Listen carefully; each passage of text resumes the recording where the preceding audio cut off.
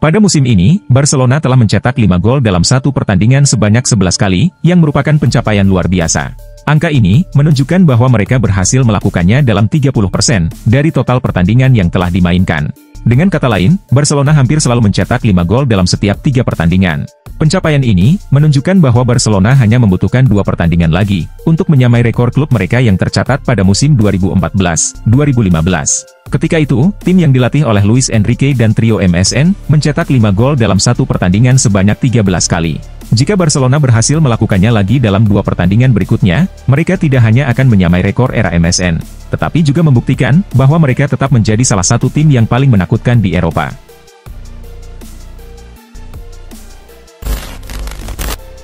Kylian Mbappe kembali mencetak sejarah dalam dunia sepak bola setelah mencetak gol penting melawan Atletico Madrid. Meskipun Real Madrid hanya mampu bermain imbang, gol Mbappe di babak kedua memiliki makna spesial karena menjadi kontribusi gol ke-500 dalam karirnya. Gol tersebut adalah yang ke-313 bagi Mbappe, ditambah dengan 187 assist yang telah dia berikan sepanjang karirnya. Dengan demikian, total kontribusi gol Mbappe mencapai angka 500.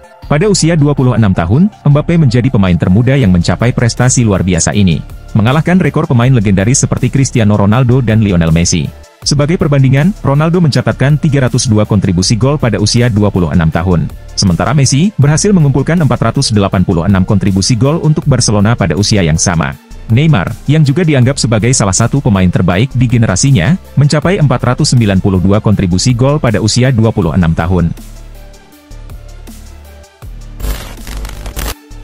Dejan Lovren, mantan rekan setim Mohamed Salah di Liverpool, mengungkapkan bahwa situasi kontrak Salah saat ini lebih mengarah pada kemungkinan kepergian daripada bertahan di Anfield. Lovren, yang pernah bermain bersama Salah selama 3 musim, menyebutkan bahwa mereka masih sering berkomunikasi. Dia menegaskan bahwa Liverpool seharusnya memenuhi permintaan gaji Salah, mengingat konsistensi performanya di lapangan. "Kami masih berhubungan. Kami berbicara sesekali. Saya harus hati-hati dengan apa yang saya katakan, karena saya tahu banyak hal," ujar Lovren. Pada akhirnya, saya merasa klub tidak memberikan penghargaan yang cukup padanya, atau setidaknya tidak sebanyak yang dia rasa layak diterima. Tapi itu hanya sebagian dari cerita, ini semua berkaitan dengan apa yang terjadi di balik layar. Saya rasa, dia akan meninggalkan Anfield, tambahnya.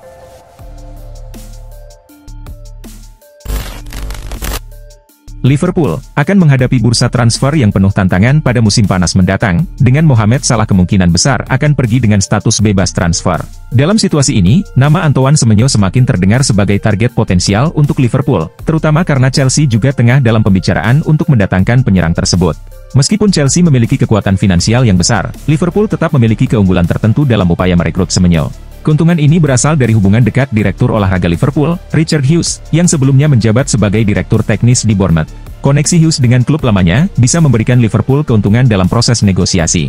Dengan harga sekitar 50 juta euro, transfer ini akan menjadi kesepakatan yang menguntungkan secara finansial. Semenyo tidak hanya merupakan pilihan yang tepat, tetapi juga pemain yang sudah terbukti kemampuannya di Liga Premier.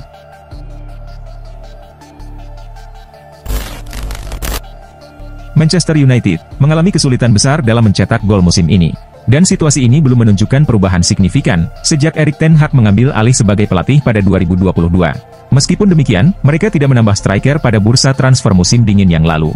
Menurut jurnalis Miguel Delany, keputusan untuk tidak mendatangkan striker tambahan bukan hanya disebabkan oleh masalah finansial. Delany mengungkapkan adanya informasi koridor yang menunjukkan bahwa Setan Merah telah mencapai kesepakatan untuk merekrut Victor Gyökeres, yang sebelumnya dilatih oleh Ruben Amorim di Sporting Lisbon. Dalam buletin Riding the Game, Miguel Delany menulis, klub tidak mencari pengganti untuk Rashford, karena Victor Gyökeres dari Sporting diperkirakan akan bergabung pada musim panas.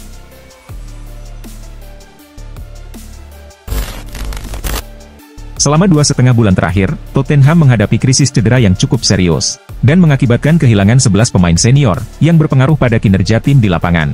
Setelah tersingkir dari FA Cup oleh Aston Villa, tekanan terhadap Postecoglou semakin meningkat. Namun, menjelang pertandingan melawan MU, beberapa pemain Spurs mulai kembali berlatih. "Kami telah menghadapi banyak cedera, tetapi sekarang kami memiliki kesempatan untuk pulih," kata Postecoglou. "Dengan kembalinya pemain, kami bisa memperbaiki situasi, dan berusaha lebih baik di pertandingan berikutnya." Postecoglou berharap, skuadnya akan lebih kuat saat melawan Manchester United. Tanpa jadwal pertandingan tengah pekan, pemain bisa beristirahat, dan memulihkan kondisi mereka, serta memberi kesempatan untuk latihan yang lebih baik bagi pemain yang kembali, jelasnya.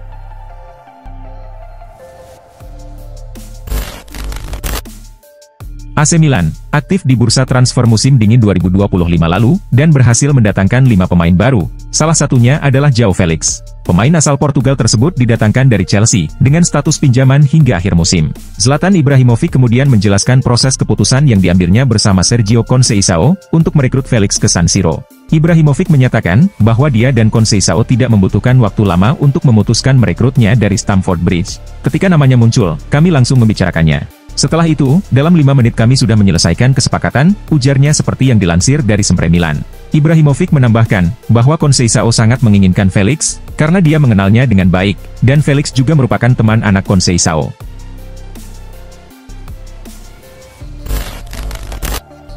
Striker utama timnas Inggris, Harry Kane, memiliki tujuan untuk meraih kemenangan di Piala Dunia Klub bersama Bayern Munich.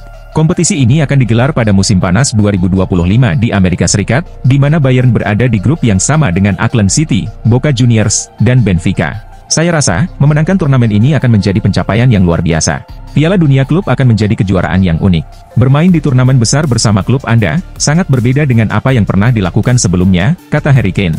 Dia juga menambahkan, pergi ke Amerika Serikat, setahun sebelum Piala Dunia FIFA, akan menjadi kesempatan yang bagus untuk mengenal stadion di sana, dan berinteraksi dengan para penggemar.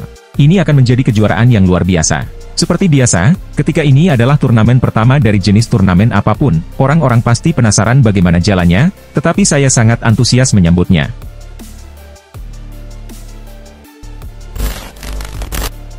Setelah Kvaratskhelia dijual ke PSG, Napoli hanya mendatangkan Noah Okafor sebagai pengganti. Meskipun ada banyak kritik terkait aktivitas transfer Napoli, Conte memilih untuk tidak mengeluh, dan meminta semua pihak untuk menghargai perjalanan tim musim ini. Gianluigi Buffon sangat terkejut dengan pernyataan Antonio Conte, setelah jendela transfer Januari. Ia merasa, bahwa tidak mungkin bagi Conte untuk tetap tenang, mengingat tekanan besar dari media dan penggemar, terkait performa Napoli. Meskipun Napoli hanya mendapatkan 1 pemain baru, Conte tetap meminta agar semua orang menghargai pencapaian tim sejauh ini.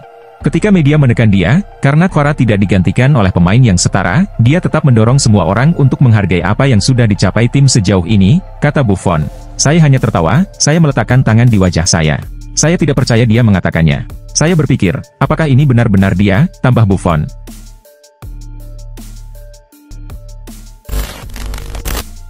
Pada periode bursa transfer musim panas 2024, dan musim dingin 2025, kontrak pemain Bayern Munich yang paling menjadi sorotan adalah Manuel Neuer, Alphonso Davies, Joshua Kimmich, dan Jamal Musiala.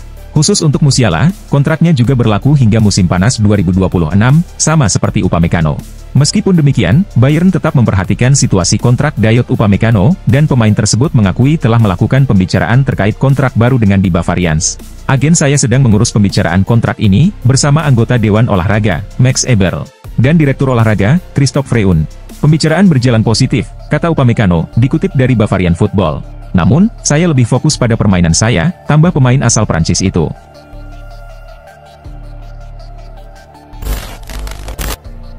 AS Roma, kembali berlaga pada Sabtu lalu, dengan mengunjungi Venezia untuk melanjutkan pertandingan Liga Italia. Tim tamu tampil sangat baik, dan berhasil meraih kemenangan dengan skor 1-0. Paulo Dybala, menjadi penentu kemenangan, dengan mencetak satu-satunya gol melalui titik penalti. Setelah mencetak gol, pemain asal Argentina itu berlari ke arah tribun penonton, dan melakukan gerakan tarian yang pertama kali dipopulerkan oleh Drake, yang sering dilakukan oleh Griezmann saat merayakan gol. Setelah pertandingan, Dybala mengunggah foto selebrasinya di Instagram, dan menandai Griezmann. Menurut beberapa sumber, gol tersebut memang dipersembahkan untuk Griezmann. Griezmann pun menanggapi unggahan tersebut dengan menulis, "Sekarang giliran saya."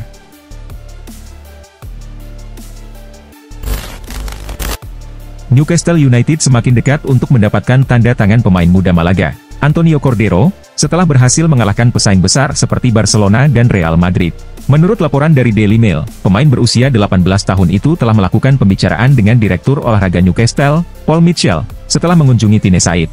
Dalam perkembangan terbaru, diakini bahwa The Magpies akan segera menyelesaikan kesepakatan dengan Cordero, melalui perjanjian prakontrak, mengingat kontraknya dengan Malaga akan berakhir pada musim panas ini. Meskipun Barcelona dan Real Madrid sebelumnya tertarik pada Cordero, yang merupakan pemain reguler di timnas Spanyol U19, Newcastle bergerak lebih cepat, dan menunjukkan komitmen yang kuat untuk merekrutnya.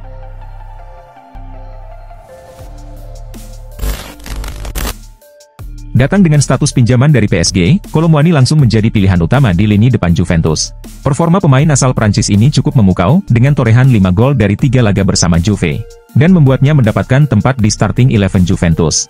Hal ini juga membuat Kolo Muani menggeser Vlahovic, yang sebelumnya menjadi pilihan utama di posisi penyerang tengah.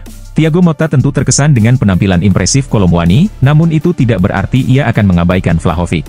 Pemain asal Serbia itu masih dianggap bagian penting dari tim Juventus. Saya melihatnya dalam kondisi prima, seperti pemain lainnya. Mereka semua termotivasi dan ambisius, kata Motta. Kami memiliki banyak pemain, tapi tidak semua bisa bermain meskipun mereka ingin. Dusan Vlahovic telah memberikan kontribusi besar, dan kami juga mengandalkannya untuk masa depan, tegas Motta.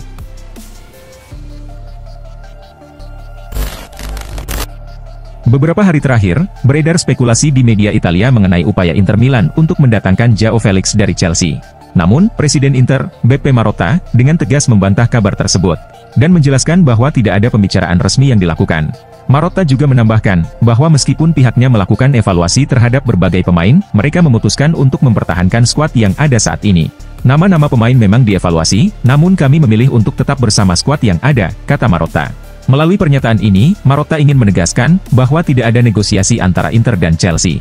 Sebelumnya, ada laporan yang menyebutkan bahwa Milan berhasil merekrut Felix dengan kesepakatan pinjaman untuk sisa musim ini, yang semakin menegaskan bahwa tidak ada persaingan antara kedua tim kota tersebut dalam mendapatkan Felix.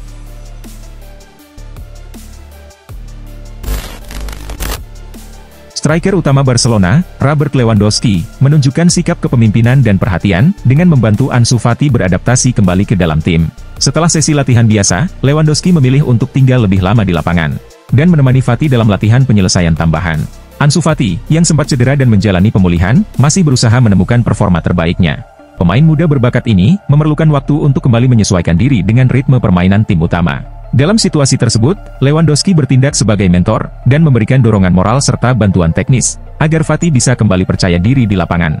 Dukungan dari pemain senior seperti Lewandowski sangat berarti bagi Fati, dan sikap positif ini mencerminkan solidaritas yang kuat dalam tim yang dilatih oleh Hansi Flick.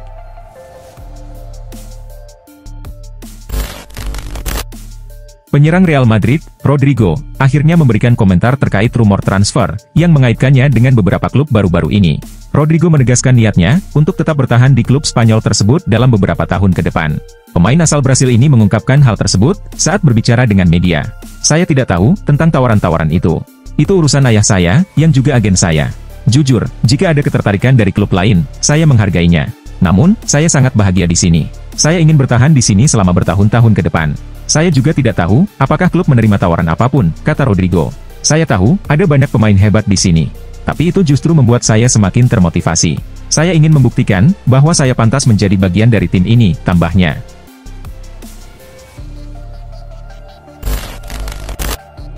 Sudah menjadi rahasia umum, bahwa Arsenal membutuhkan striker baru untuk memperkuat tim mereka. The Gunners kekurangan penyerang murni, setelah melepas Ed Nketiah musim panas lalu. Kebutuhan mereka akan striker semakin mendesak, setelah Gabriel Jesus mengalami cedera lutut yang serius. Oleh karena itu, Arsenal kini mulai fokus mencari penyerang baru pada musim panas mendatang. Jurnalis Nicolo Schira melaporkan, bahwa Arsenal kini melirik pasar Italia, dengan minat pada striker Fiorentina, Moise Kean. Ketertarikan Arsenal terhadap Kean muncul, karena penampilannya yang luar biasa di Italia. Setelah pindah dari Juventus ke Fiorentina musim panas lalu, Kean telah mencetak 19 gol dari 28 pertandingan bersama La Viola. Ketajaman dan gaya bermainnya, dikabarkan telah menarik perhatian Mikel Arteta, yang tertarik untuk membawa Kean ke London Utara.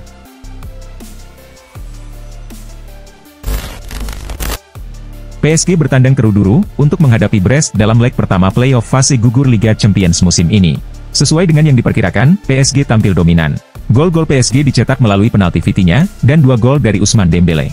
Meskipun Brest memiliki beberapa peluang emas, mereka gagal mencetak gol. Kemenangan 3-0 ini menjadi bekal berharga bagi PSG saat bertemu kembali dengan Brest di leg kedua pekan depan, dan membawa mereka selangkah lebih dekat ke 16 besar Liga Champions musim ini. Juventus menjamu PSV di Allianz Stadium dalam leg pertama playoff fase gugur Liga Champions musim ini. Meskipun Juve diunggulkan, PSV tetap merupakan lawan yang tangguh. Juve berhasil unggul lebih dulu lewat gol Weston McKennie pada menit ke-34. Namun, PSV menyamakan kedudukan di babak kedua, lewat gol Ivan Perisic di menit ke-56.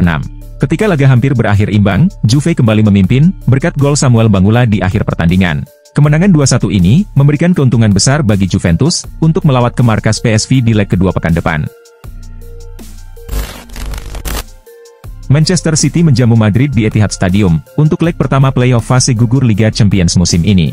Sesuai dengan yang diperkirakan, pertandingan berjalan ketat antara dua tim besar. Man City sempat unggul berkat 2 gol dari Erling Haaland pada menit ke-19 dan ke-80. Namun, Madrid berhasil membalikkan keadaan dengan gol-gol dari Kylian Mbappe, Brahim Diaz, dan Jude Bellingham. Kemenangan ini memberi keuntungan besar bagi El Real saat menghadapi Man City di leg kedua di Santiago Bernabeu pekan depan, dan membuka peluang mereka untuk lolos ke babak 16 besar.